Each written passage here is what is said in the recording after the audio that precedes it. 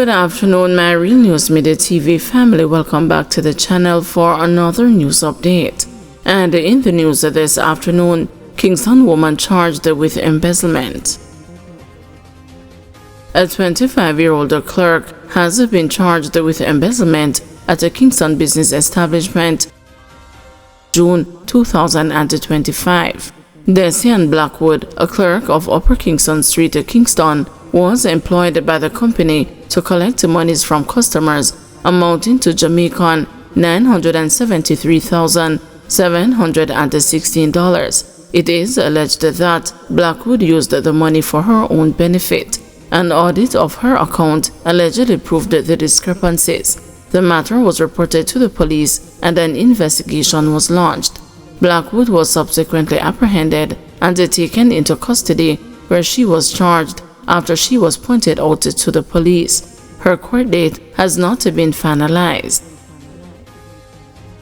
Farmer arrested, accused of using a gun to intimidate a citizen in Portland.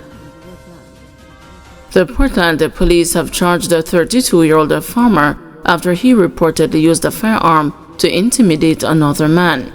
The police said 32-year-old Jerome Robinson, otherwise called Ellie, a resident of Windsor Rio Grande District, Portland, was held in relation to several offenses under the Firearms Act in relation to an incident in his community on Tuesday, May 27. Robinson was charged with assault at a common law, possession of a prohibited weapon, and using a prohibited weapon to commit a scheduled offense. Reports from the Port Antonio police are that at about 7 a.m., Robinson and another man had an ongoing dispute over the occupation of a piece of land. One day, the man was on his veranda when Robinson approached him, pulled up his shirt, and showed him a gun in his waistband. The man reportedly walked away. Sometime during that day, Robinson saw the man at a nearby shop where an argument developed between them. Robinson, it is reported, then removed a gun from his waistband and pointed it at the man. However, no shots were fired and the man departed the area. A report was made to the police and Robinson was arrested. During the investigation, he was charged following a question and answer session. His court date has not been finalized. Senate approves harsher sentences for killing of children among other murders. The Senate on Friday, June 20, approved amendments to 3 pieces of legislation which impose harsher penalties for murder, especially in cases involving the killing of children. The bills are the Offenses Against the Person Amendment Act 2025, the Criminal Justice Administration Amendment Act 2025, and the Child Care and Protection Amendment Act 2025. They seek to increase the mandatory minimum penalties specified for murder, to increase the minimum periods that must be served before an offender is eligible for parole, and to adjust the term of life imprisonment to 50 years where the offense is murder. Minister of Foreign Affairs and Foreign Trade, Kamina Johnson-Smith, who piloted the bills, said that the government is sending a strong signal that murder is wrong by raising the level of sentencing. The sentiment is real in the public that the sentences, in many circumstances, are not sufficiently strong to send a signal of the abhorrence, she noted. Outlining the measures, Senator Johnson-Smith said that Clause 2 of the Offenses Against the Person Amendment Act 2025 seeks to amend Section 3 of the principal legislation.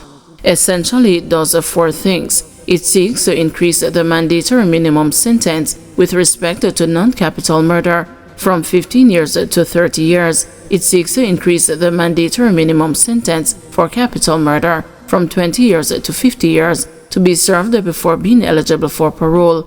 It increases the sentence to be served before being eligible for parole, where the sentence is imprisonment for life, from 15 years to 40 years, and finally, it increases the sentence to be served before being eligible for parole, where a sentence of term of years is given from 10 years to 20 years, she explained, noting that the court can either sentence for life or a term of years. Furthermore, Senator Johnson Smith said that where the victim of a non-capital murder is a child, the court shall add a period of up to 5 years to the sentence imposed.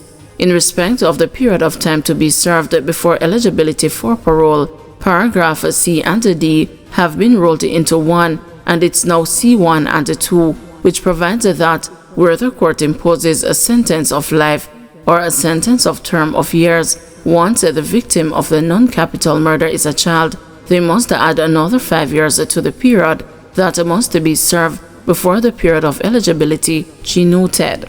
Turning to the Criminal Justice Administration Amendment Bill, she said it seeks to amend Section 42F of the Criminal Justice Administration Act by increasing the term of years to be deemed as life imprisonment, by increasing the period from 30 years to 50 years where the offense committed is murder, and 30 years where it is an offense other than a murder.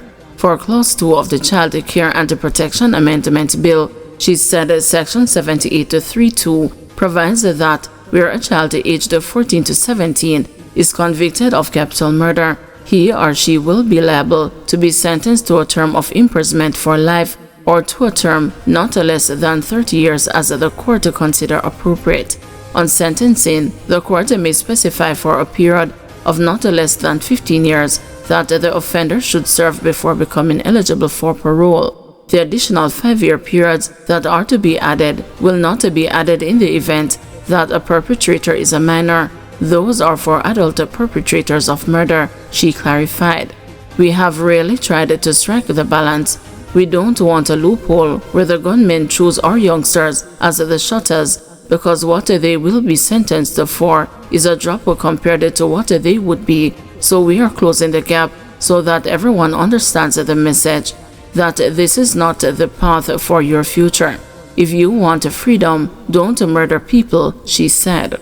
Other senators who contributed to the debate were Lambert Brown, Charles Sinclair, Abka Fitzhenley, Peter Bunting, Marlon Morgan, Professor Floyd Morris, and Shireen Golding Campbell. The Offenses Against the Person Amendment Act 2025 was passed with 2 amendments. The Criminal Justice Administration Amendment Act 2025 was passed without amendment, and the Child Care and Protection Amendment Act 2025 was passed with 2 amendments.